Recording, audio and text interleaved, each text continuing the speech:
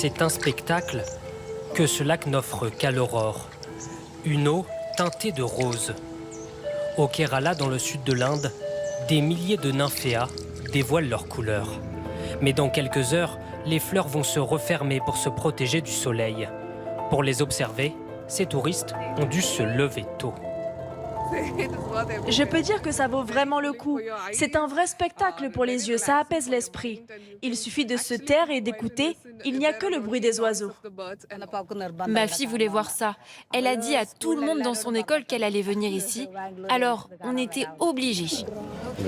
En quelques années, les eaux roses de Mallarikal sont devenues un phénomène en Inde. Elles attirent des visiteurs de tout le pays. Mettez votre tête de ce côté. Non, plutôt par là. Comme ce couple de futurs mariés, ils n'imaginaient pas d'autre décor pour leur photo de fiançailles. J'ai découvert cet endroit sur les réseaux sociaux. Depuis, j'avais très envie de venir. Chaque fois que je voyais des photos, je lui disais « il faut qu'on y aille ». Honnêtement, je suis venu parce qu'elle m'en parlait tout le temps. Mais quand j'ai vu ça, j'étais sans voix.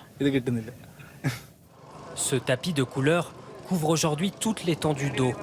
Mais bientôt, il commencera à s'estomper.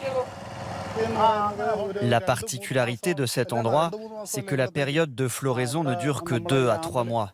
C'est pour ça qu'à cette période, on leur propose de venir ici pour les photos de fiançailles.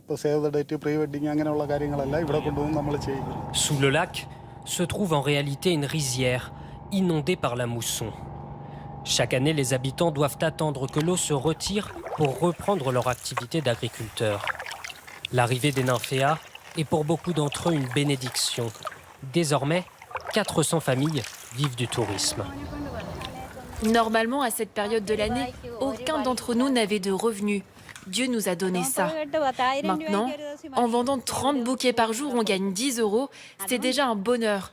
Un foyer qui gagne 10 € par jour est un foyer heureux. Dans quelques semaines, le jardin flottant de Mallarikal s'asséchera avant de renaître à la prochaine mousson.